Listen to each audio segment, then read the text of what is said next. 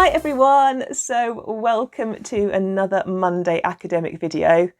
This week we're returning to our old friend, the interview.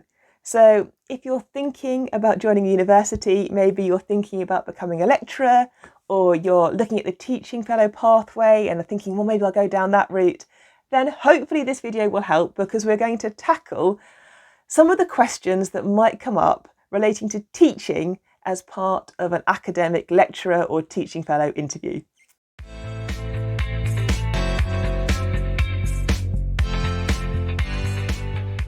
So if you're new around here, my name is Caroline. I'm a UK-based physics lecturer, so I research and I teach and I work in physics here in the UK. And as always, there's disclaimers with these videos. I'm not saying that every question on my laptop list is definitely going to come up at an interview, but these are some of the topics that maybe it's worthwhile considering, so that if you do get asked a question like this or a similar question in your actual interview for your lectureship position, you've got some kind of answer ready to go and you've thought about it a bit beforehand.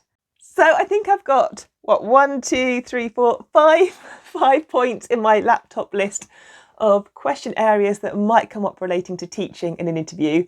And I guess the first one is probably quite obvious. They might ask you about your previous teaching experience.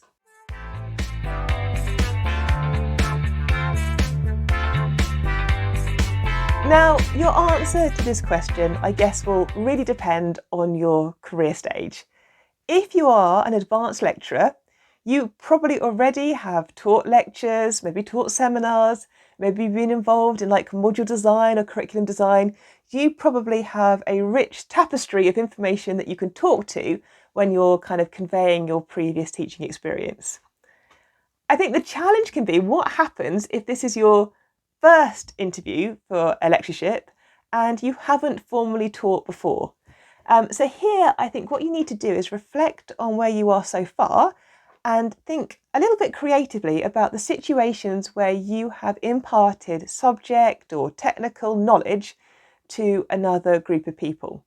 So this could be an example when you were a PhD student. Maybe you were involved in demonstrating or assisting the lecturer with marking or helping out in the laboratory class. Maybe as part of your research you were involved in a summer school and you gave a short session on your subject area. Or maybe you've just given a series of conference talks or been out to a range of meetings to share your ideas. What you're trying to really do is show to the interviewing panel that perhaps you haven't taught as much as maybe somebody else has, but you have had experience of taking your subject ideas and subject knowledge and conveying it to another group of people. Okay, so once you've got the kind of the tell us about your previous teaching experience question out the way, they might, and especially in the current climate because of this horrible pandemic, they might ask you next about your experiences or preferences with blended or hybrid teaching.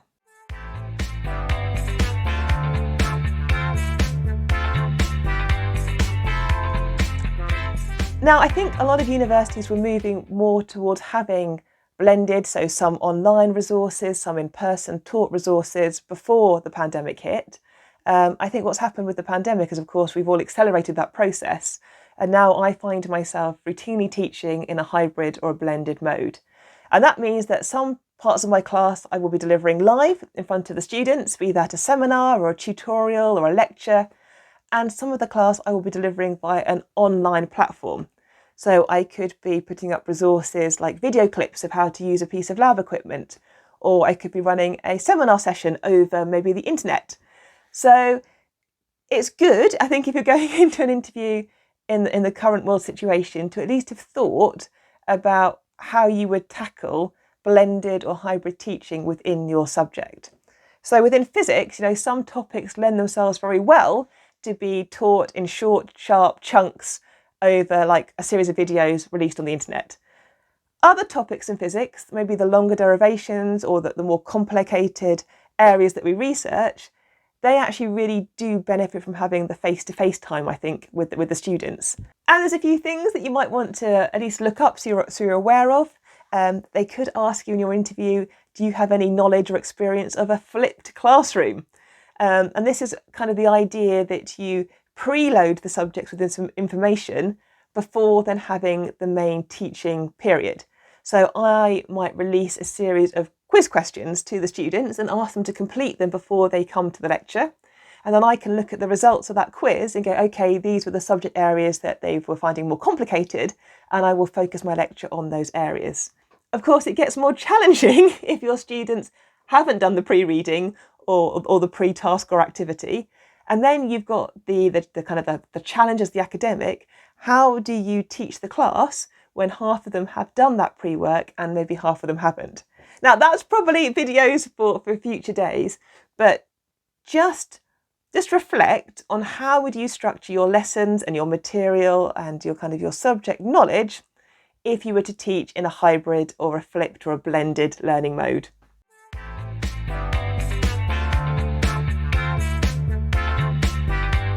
Oh, point number 3, and I can never say this word properly, pedagogic research. If you're applying to be a teaching fellow, your position that you're applying for might include both teaching and teaching-focused research, or indeed subject-focused research, depending on what you're applying to. But pedagogic research is the study of learning and enhancing learning outcomes for students who are undertaking that material. And there's a huge amount of resources on pedagogic research. And you may have been exposed to lots of it as part of your career already, or maybe this is a whole new area of research that you're just coming into. So again, it's just a useful area to be a little bit prepared for in case you get asked a question on, have you undertaken pedagogic research? Or, have you read any key works that you are particularly important to you?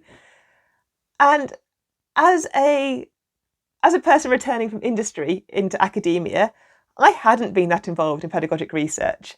I really hadn't. So again, you need to think about, what have I done that I can show at least aligns a little bit to this question. And so maybe you personally haven't undertaken educational-based research, but perhaps you've been involved in surveys for other people and seen how they've operated their research questions to help them understand an educational area that they're trying to explore. And if you've done like a graduate certificate, so it's something I talk about in another video, I'll include a link in the comments, but if you've done the higher teaching graduate certificate, you again would have already encountered and researched and thought about pedagogic research and what that means to you and to your subject. But if it's a new term for you, I would recommend looking it up before you go into your interview.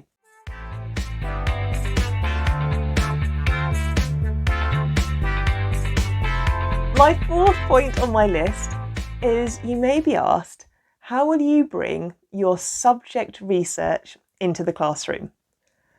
So as a lecturer, a third roughly of my job is research, a third is teaching, and a third is doing some kind of admin duty in the department.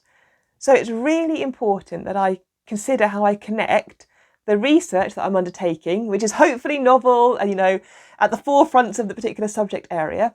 How would I make that knowledge accessible to students who I'm teaching throughout their undergraduate or master's degree courses?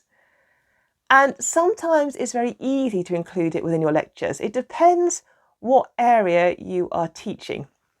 So within physics, you could teach your own specialist area, or you might teach one of the general courses that we need students to understand so they have the key topic areas covered. And so some of these come with a pre-made curriculum. I can't change some of the lecture courses I teach because it has certain topics and principles and derivations that the students need to know. So what I have to do is think about, okay, how can I connect those areas, those concepts, those derivations? How do I connect them maybe to the latest research advances going on in my subject area? And sometimes you can do it in the lectures, but I think quite often as well, tutorials are a really good space to make that link between current research and the matter or the educational topics that the students are covering in their tutorial.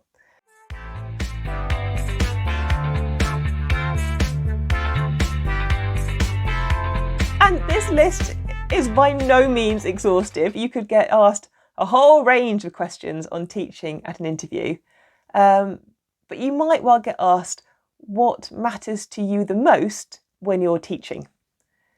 And that's a big question, right? So do Is it most important to you to convey your subject knowledge to the students? Do you want to ensure that the students go away having mastered the learning objectives that you've set for the class? Is it important to you that the students have an enjoyable and fun time whilst undertaking whatever tutorial or seminar or lecture it is? Is it key for you that you want to connect maybe a research or an applied application to the subject matter that you're teaching? You know, what matters to you most in teaching is, I think, quite a personal question. And I think it's worth remembering, you know, that if you're applying to be a lecturer, then yes, the university is going to be really interested in your research, but they also want to be assured that you're going to be able to contribute to the teaching within the department, because teaching students is, you know, a crucial element of a university. It's like one of the key things at a university is that we teach our students. And if you're applying to be a teaching fellow, you know, it's imperative that you're going to be able to teach your particular allocated cohorts. So again, it's just another thing not to be caught off guard at the end of an interview session when they ask you, you know, what matters most to you about teaching? At least give it a little bit of thought before you go in so that you have an answer during your interview session. But as I said, you know, these questions are just ideas really as to some of the areas that might come up with your interview. And they can vary and you're never quite sure what's going to come up in an interview. But that is probably enough for this week. So, oh gosh, things are getting really tough again, aren't they, in the world with the pandemic? So I hope you are taking care of yourselves. I hope things are okay wherever you are. If you're studying or revising or teaching, I hope you're enjoying those last few weeks before we break for our winter vacation. As always, do leave me a comment. I really do like reading the comments. Like and subscribe if you fancy it. And I will be back next Monday for another academic video. And this one will not be about interviews. So I'll see you next Monday. Bye.